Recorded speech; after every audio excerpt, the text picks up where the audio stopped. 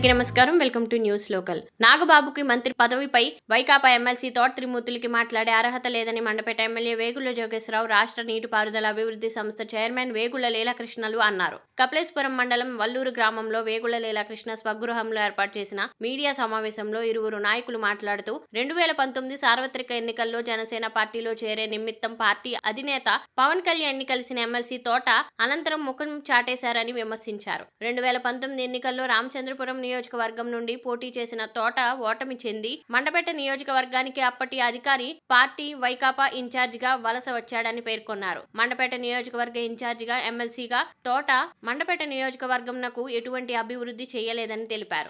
జరుగుతున్న అభివృద్ధి గాని గౌరవ చంద్రబాబు నాయుడు గారి నాయకత్వంలో, అలాగే జనసేన అధినేత పవన్ కళ్యాణ్ గారు, గౌరవ లోకేష్ గారు ఆధ్వర్యంలో పంచాయతీ రోజు రోడ్లు కానివ్వండి, అలాగే డిఎస్ ఉద్యోగాలు కానివ్వండి, ప్రజలకి ఏది ఆమోగ్యోద్యం అవన్నీ కూడా ఈరోజు ఈ ప్రభుత్వం గౌరవ చంద్రబాబు నాయుడు గారి నాయకత్వంలో ప్రభుత్వం అన్ని కార్యక్రమాలు నెరవేరుస్తాం. దాన్ని చూసి వారలేక కొంతమంది కడుపు మంటతో అధికారం లేకపోయినా పిచ్చివాగుళ్ళు వాగుతారు. ఆ పిచ్చివాగుళ్ళు ఏ రకంగా వాగుతున్నారు? గౌరవ ముఖ్యమంత్రి గారి మీద వాగుతున్నారు, పవన్ కళ్యాణ్ గారి మీద వాగుతున్నారు, అలాగే లోకేష్ గారి మీద కూడా వాగుతున్నారు. నిన్నటి మొన్నటి వరకు మన నియోజకవర్గంలో రామచంద్రపురంలో ఓడిపోయి ఇక్కడికి వలస వచ్చి ఎమ్మెల్సీ పదవి పొందినటువంటి వ్యక్తి నిన్న మొన్న రాష్ట్రంలో కాపులందరినీ తీసుకొచ్చి ఇక్కడ మీటింగ్ పెట్టాను. పవన్ కళ్యాణ్ గారికి వ్యతిరేకంగా జనసేన పార్టీలో ఎవరో కాపులు ఉండరు, అందరూ కూడా నా వెనుకుంటారని పగలటం కోసం ఇక్కడ మీటింగ్ పెడితే అది కడుపు వారలేక నాగబాబు గారికి మంత్రి పదవి ఇవ్వలేదు, చంద్రబాబు గారు వెన్నుపోటు పొడిచారు. నాగబాబు గారికి ఏ పదవి ఇవ్వాలనేది గౌరవ పవన్ కళ్యాణ్ గారు నిర్ణయం. నీకు సంబంధం లేదు కదా, నువ్వు ఆ పార్టీలో లేవు కదా, నువ్వు ఆ పార్టీ చెందిన వ్యక్తి కాదు, నీకెందుకు అంత నోటి దొరదా? నీకు ఉందా? నువ్వు ఒకవేళ నిజంగా కనుక మా పవన్ కళ్యాణ్ గారు అభిమానం అయితే వెంటనే ఎమ్మెల్సీకి రాజీనామా. పవన్ కళ్యాణ్ గారు చరణ్ కోరు, నువ్వు వచ్చి జాయిన్ అవుతావో, ఆయన అప్పుడు పార్టీలో ఉంటారో లేదో, ఆయన ఇష్టాయిష్టాల మీద నువ్వు కులాన్ని మీద రెచ్చగొట్టి కులాన్ని పబ్బంగా వాడుకోవాలని. అదే విధంగా నిన్న శాసన మండలిలో లోకేష్ గారి మీద డిఎస్సి మీద మాట్లాడతాడు. అసెంబ్లీలో మాట్లాడమనండి, లోకేష్ గారు కూడా మాట్లాడతాను. డిఎస్సి ఏపీఎస్సికి తేడా తెలియని నాయకుడి దగ్గర నువ్వు పనిచేస్తావు. నువ్వు అదే కోవకు వ్యక్తి కూడా తేడా తెలియదు. ఎందుకంటే నిన్న కౌన్సిల్ లో ఆయన మాట్లాడు రూల్స్ ఎన్నైనా రూల్స్ ని బట్టే మాట్లాడతారు. పుస్తకాల్లో ఉంటే వర్తింతాయి. పెద్దలేదో రాజ్యాంగం చేసి చట్టంలో పరిచరే అదే ప్రతి వ్యక్తికి అంతే తప్ప నువ్వు నోటి మాకిగా జనరల్ గా మనం మాట్లాడుకునే పదాలు చట్టానికి వర్తించి అది మర్చిపోయి నువ్వు 4 సార్లు శాసనసభ్యుడిగా ఒకసారి ఎమ్మెల్సీగా ఎలా ఉన్నావో కూడా అర్థం కాదు. అటువంటిది లోకేష్ గారిని మాటకోసారి ఇక్కడికి వచ్చి మెండపేటలో మీటింగ్ పెట్టి సభ ఎందుకు నడిపారో తెలియదు అండి. అసలు సభకి వెళ్ళాలని తెలియదు, సభలో ఏం ప్రోటోకాల్స్ పాటించాలో తెలియదు, సభలో ఏం మాట్లాడాలో తెలియదు, ఏపీఎస్సీకి డిఎస్సి తేడా తెలియదు. ఒక వ్యక్తిని ఒక అన్యాయం జరిగింది మాకని డిఎస్సి ఒక అభ్యర్థి తీసుకొచ్చి చెప్పించలేకపోయినా అవాక్యులు వేరు. ఇటువంటి వ్యక్తులు రాజ్యాంగం గురించి, వ్యక్తుల సమాజాలు చీలికి తీసుకురావడం గురించి ప్రయత్నిస్తాం. అటువంటి వ్యక్తి మన నియోజకవర్గంలో ఇక్కడ ఒక పార్టీ ఇన్ఛార్జిగా వ్యవహరిస్తా ఉన్నాడు. బాబు నాయన, నీకు చేతనై నువ్వు నీలో కనుక పౌరుషవంతుడు అయితే రామచంద్రాపురంలో నువ్వు మాట్లాడితే పవన్ కళ్యాణ్ గారు విమర్శిస్తా ఉన్నావు. గతంలో నువ్వు పవన్ కళ్యాణ్ గారికి ఏం చెప్పావు? నేను మీ పార్టీలో జాయిన్ అయిపోతున్నాను, మీ పార్టీ నుంచి పోటీ చేస్తానని చెప్పుకో. 2000 పార్టీ చేసి ఆయన్ని మోసం చేసిన వ్యక్తివి కాదా నువ్వు పార్టీలో జాయిన్ అవుతానని నాతోటే స్వయంగా చెప్పిన వ్యక్తివి.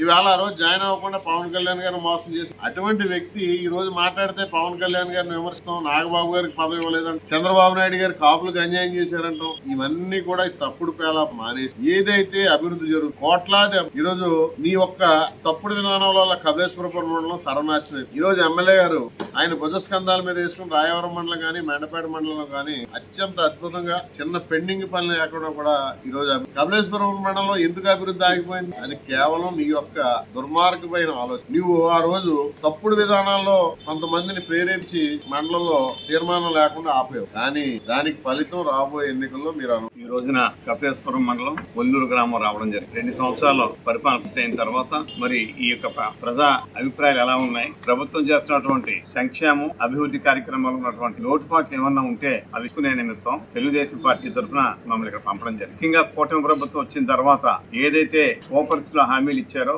6 హామీల్లో 5 హామీలు 6 హామీలు కూడా అతి తొందరలోనే నెరవేర్చడానికి సిద్ధంగా ఉన్నామని కూడా ఈ సందర్భంగా తెలియజేస్తాం. 30 రాష్ట్రాల్లో ఒక రాష్ట్రం అనేటువంటి ఆంధ్రప్రదేశ్ కి 3వ వంతు నిధులు వస్తా అనేక ఫ్యాక్టరీలు వస్తా ఉంటే మీకు గంగవెర్రెలు ఎక్కుపోయి మీ పార్టీ నాయకుడికి మీకు మీ అందరికీ కూడా రాబోయే రోజుల్లో మీకు అసలు అడుగు పెట్టడానికే మీకు అవకాశం లేదని ఒక భయంతో భయాందోళన ఇక్కడ తీసుకొచ్చి అల్లర్లు చేయాలని ఒక కుట్రతో ఇవాళ డిఎస్సి లోకేష్ గారు రాజీనామా అని చెప్పి ఒక డ్రామాకి మీరు అందరూ కూడా తెరదింపడం జరిగింది. ఇప్పుడు లీలాకృష్ణ గారు చెప్పారు నాగబాబు గారికి మీకు సంబంధం ఏంటి, మీరు ఏ పార్టీ అంటే ఒక జనసేనలో కానీ మళ్ళీ జాయిన్ అవుదాం ట్రై చేస్తున్నారా అంటే మరి మీకు నిజంగా ఆయన మీద అభిమానం ఉన్నప్పుడు మరి ఎందుకు మీరు ఆ జనసేన పార్టీలోకి వెళ్ళక ఎందుకు ట్రై చేయలేదు, ఎందుకు మీరు ఎమ్మెల్సీగా రాజీనామా చేయరు అంటే దాన్ని ఆశించడం తప్పు ఉంది. ఎందుకంటే ఆవేళ కోరిమిల్లో మీరు ఛాలెంజ్ చేశారని ఎప్పుడు మాట్లాడేదే విషయం. ఒక్క ఓటు మెజార్టీ మీకు నాకు వస్తే మీరు రాజకీయానికి శాశ్వతంగా వైదొలుగుతా అన్నారు. మొన్నే మన కాకినాడ పంతో నానాజీ గారు కూడా సేమ్ ఛాలెంజ్. మరి ఛాలెంజ్ చేస్తారంటే ఛాలెంజ్ చేసిందని నిలబెట్టుకున్నది మొదటి పద్మనాభం గారు. ఖచ్చితంగా ఆయన పేరు మార్చుకున్నారు. మరి